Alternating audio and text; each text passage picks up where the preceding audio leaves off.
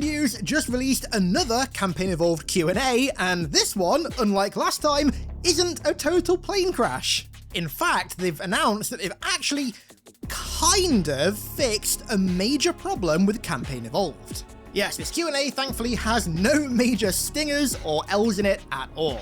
We also have some very good yet caveated Halo news to talk about pertaining to Xbox, which I'm going to be talking about at the end of the video, so stick around for that. But let's start by breaking down this new July Q&A. So the first question, the answer is actually a bit of a dig at Sony, and it's a great answer. So the question says, if I buy Campaign Evolved at a retail store, will there be a disc in the box? And the answer is that yes, buying the Xbox or PlayStation version of Campaign Evolved will result in getting a physical game case and disc so that you have a tangible item to add to your collection.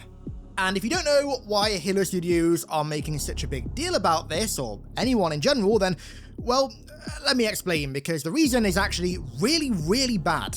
So 2 days ago, Sony announced that as of January 2028, no new games on PlayStation will have physical discs. They will all be digital. So no longer will you have something physical to own with a game, and no longer will you have any tangible asset tied to your ownership of that game. Instead, what you own will be, well, nothing. You'll have a picture in your PlayStation's UI of the game that you bought that, if they ever feel like it, they can just revoke your access to at any time for any reason, regardless of the fact that you paid for it in full. And for the people that like to argue that, oh, they'll never do that, that's silly, that's a silly hypothetical. Well, Sony literally just did it with movies. They literally just revoked access to like 500 plus Studio Canal movies that people bought in full. Not rented, purchased. This is a little bit of a tangent from today's video, but just remember that digital ownership isn't actual ownership.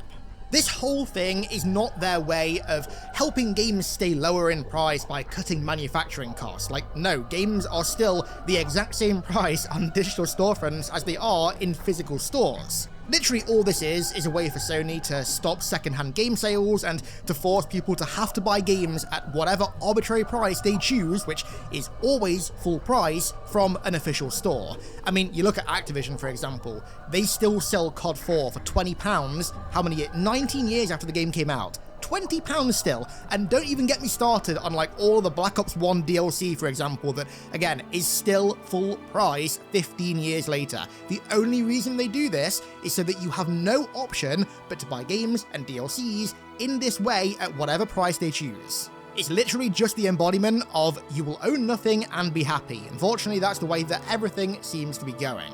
Now, do keep in mind that nowadays owning a physical disc of a game doesn't actually mean that you own the game like it used to. Like, the disc is basically just a grant to download the game, but it's still so much better than the alternative of everything being digital, because it means with Campaign Evolved, you can lend the game to a friend, or if you've played it and you're done with it, you can sell it secondhand, so you've at least got some degree of ownership over it still. So although it seems like a weird flex, Halo Studios putting this front and center both in the Q&A and also the tweet of the Q&A is actually not a weird flex. This is a great move, and it's something that I'm really happy to see them actually making a point out of, because obviously on PlayStation, Halo is going to have a lot of pull given the significance of this game going to PlayStation, and so them making a big deal out of it is actually a huge W.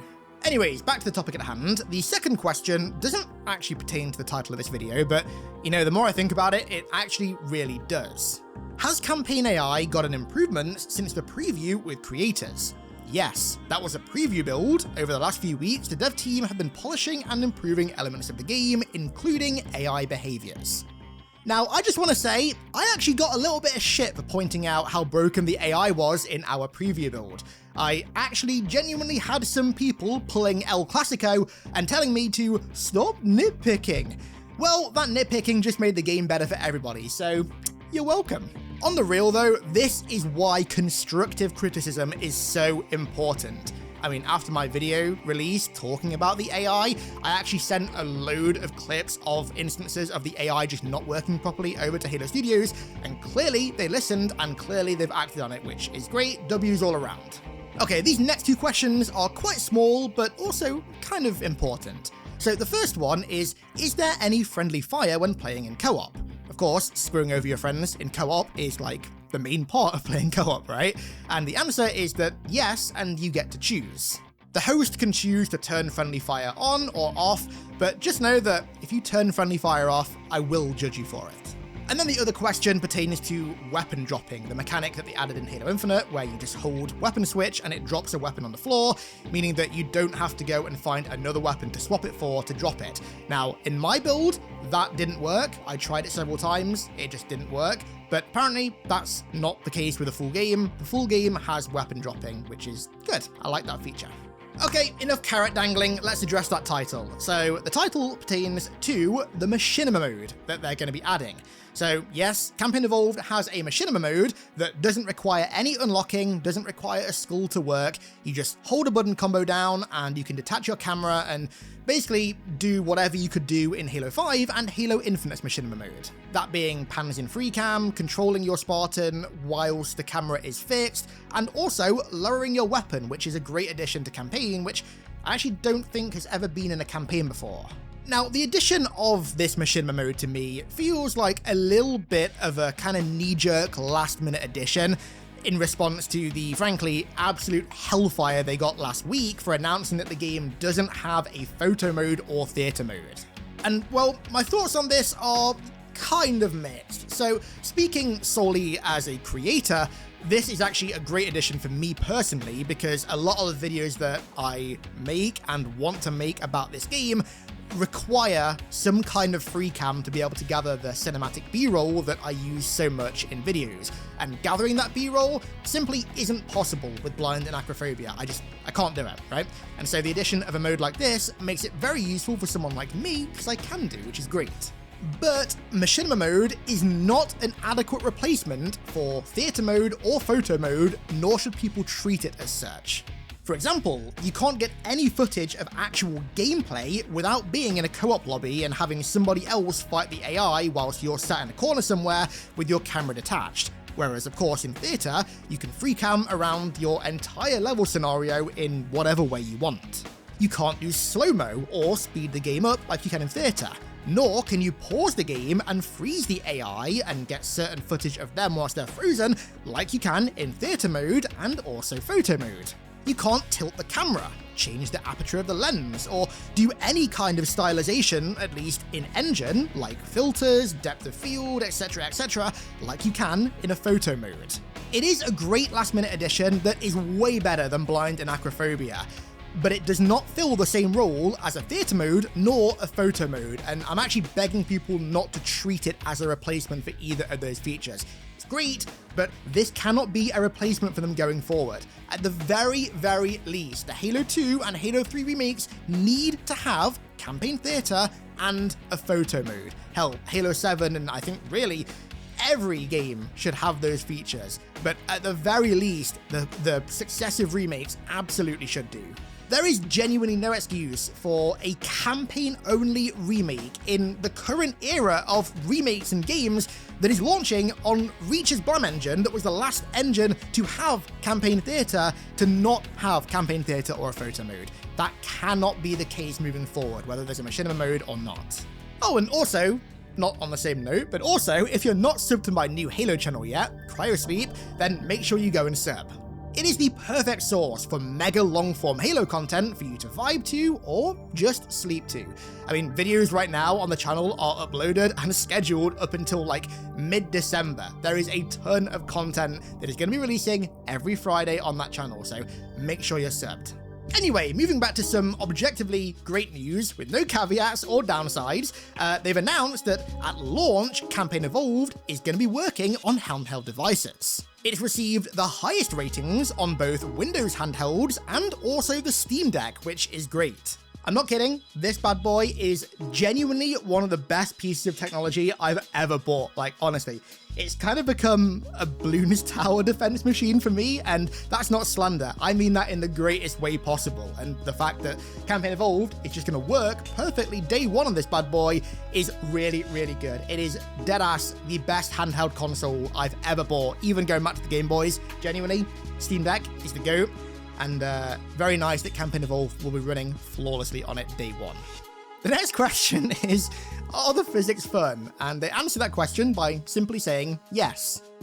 On the real though, I mentioned this in my review video, but the physics in this game are genuinely amazing. Obviously, it's on Reach's Blam engine, which used the Havok physics engine, and obviously they're using Havok again. The physics just feel like classic Halo. They feel like Bungie Halo. They feel, I mean, I guess Halo 4 as well, but like Bungie Halo in particular. They feel amazing. I have no complaints with the physics whatsoever. I just find it funny that they ask that question and just simply say yes. It's like putting the medal on themselves. Regarding the early access window, they announced that obviously you can stream and make content on the game if you pre-order the whatever edition and get early access on July 23rd. They also confirmed as well, quite handily, that it's going to be launching on July 23rd at 8 AM Pacific, which I believe is 11 AM Eastern and 4 PM UK time. That's when the copy's going to go live on Steam and Xbox and whatever, and PlayStation. Still insane to say that. But yeah, obviously you can stream and make content about this early access. It's not like it's a review copy that's embargoed or anything. They then touched on the game's lasso mode, which they're kind of colloquially referring to as lasso. So not legendary all schools on, but legendary almost all schools on. They said that because some of the schools in this game actually make the game easier, as opposed to making it just objectively blanket harder like they historically did, they've got like a curated, selected list of schools that you're going to have to turn on for Lasso, and they're going to reveal that list in the coming weeks in a live stream before launch. I do kind of hope they have a lasso mode as like a specific thing in the game's menus in this game though, because I can imagine a lot of instances where, given the sheer volume of schools in this game, people start a lasso run and accidentally miss one school out or accidentally add one school that's not on the curated list, and then they grind through what is ultimately going to be a slogfest of a game, this game on Lasso, get to the end and don't get the achievement because of like one erroneous school. So I'd like it if they had either a sub option in the remix menu, or even better, if they added a new difficulty above legendary that's like mythic or just called Lasso or whatever, that is just like the game with every skull on that you need and all the schools deactivated that you can't use. That would be perfect, because God, could you imagine grinding through this game on Lasso, getting to the end and realizing that you missed one skull and you gotta do it again? Let's please make sure that doesn't happen. They also confirmed that the new difficulty modifier feature that essentially acts as custom game settings, but for campaign, will disqualify you from some more challenging achievements, but will allow simpler ones to be unlocked whilst using it. This feature, if you don't know, basically allows you to fine-tune different elements of the difficulty to your liking, so you can tweak your health, your shields, your damage, your melee damage, and your ammo. General Kid did a really good video on this feature. It's honestly a great new addition that is being totally slept on, so his video is linked down below as well. I just hope they clarify which achievements can and can't be unlocked using it, because it's kind of the kind of thing where having no clarification is going to make things kind of confusing. Oh, and there's also one more question as well. It's like, how do I unlock those skins that I bought? And the answer is redeem a code, which is like pretty obvious. Okay, that does it for the Q&A, so let's move on to talk about the Xbox/Halo news that I teased at the start, because this stuff is potentially very, very big in a good yet deeply caveated way. I'm really trying to not read into all of this hooked up to the hopium drip, but I'm gonna be honest, as I'm sure you'll find out in a second, it's kind of hard not to. So this coming week, the dreaded Xbox layoffs are beginning, supposedly on July 6th, and they're being described as quite literally a bloodbath, unfortunately. Now, I will say it does seem like Xbox/Microsoft executives and bosses and corpos and all that are actually doing the best job they can to try and make sure these studios aren't just closed. According to Jez Corden, for example, apparently a load of the execs are like flying across the world right now to meet with potential buyers for these studios to stop them from being shut down and having loads of people laid off, which I will say, as far as like corporate executive goes, that's kind of amicable. Of course, I'd rather the layoff just didn't happen full stop, but at least they're trying to like find some softer resolution to it all.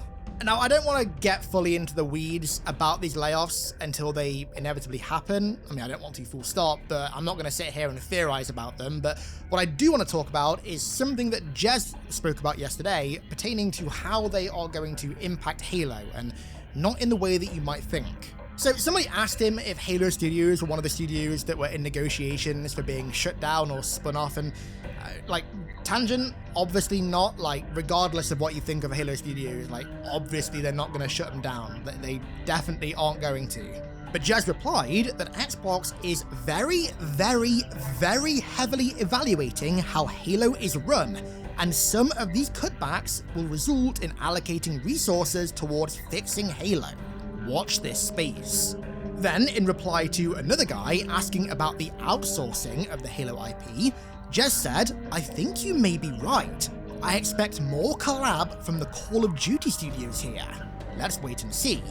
And then, in reply to another tweet, he said, "Halo is a key part of Xbox's reset plan." So this, to me, practically confirms that the leaks that we spoke about last week, or I can't remember, the concept of time doesn't exist for me right now. We spoke about them some time ago, about the idea that all of these layoffs and the restructuring within Xbox was basically to allow them to refocus on their main IPs, with, of course, Halo being the main subject of that. I mean, it goes without saying, but under Phil Spencer, Halo was aggressively neglected. I mean, the fact that we've only had 2 mainline Halo games in a decade, over a decade now actually, 11 years, 2 mainline games in over 11 years, when Bungie were able to ship Halo 1, 2, 3, ODST and Reach in 10 is, frankly, just batshit insane, to put it lightly. And clearly, Asher and her new leadership team agree and want that changed. Clearly, they know that Halo should always be the flagship first-party IP of Xbox. I mean, it was the IP that made Xbox what it is today, both in a good way with the Bungie era and also in a bad way with the 343 era. I mean, Phil Spencer himself even said it best when he said that if we lose our way with Halo, we lose our way with Xbox. Well, you lost your way with Halo, and what happened at the same time? You lost your way with Xbox. But by the sounds of it, Asher is changing all of that. Now, the idea of COD Studios working on Halo in some capacity is actually, I think, personally quite exciting. Now, I'm not saying it's going to go this far, so don't read anything into this, but just imagine a new ODST spin-off game made by Infinity Ward and done in the same vein as Modern Warfare 19. I mean, it's a spin-off game, so the game playing completely different to a typical Halo game is fine. That's the point of spin-offs. You're meant to experiment with weird gameplay and different takes on the genre. Just imagine that level of grit and tacticalness in an ODST game, man. Like, that is genuinely a dream come true, and hopefully this is the first step towards that, or at least something like it becoming a reality. It's just a shame that all of this has to come at the cost of, frankly, apocalyptic layoffs. But that's pretty much everything I need to talk about today. Leave your thoughts down below in the comments on this, frankly, I'm gonna say great Q&A, but it was also kind of neutral. Like, a lot of these questions were just kind of neutral, but I guess it's great in the sense that it didn't light the entire IP on fire again like it did last week, so yay. And also all this Xbox and Halo news as well. Let me hear your thoughts down in the comments. Don't forget to sub to Cryosleep, and with that said, let's round this one out there. I want to give a huge thank you to all of my amazing patrons for the continued support over there as per usual. Thank you all so much, and thank you all so much for watching. I really appreciate it, and I'll catch you all in the next one.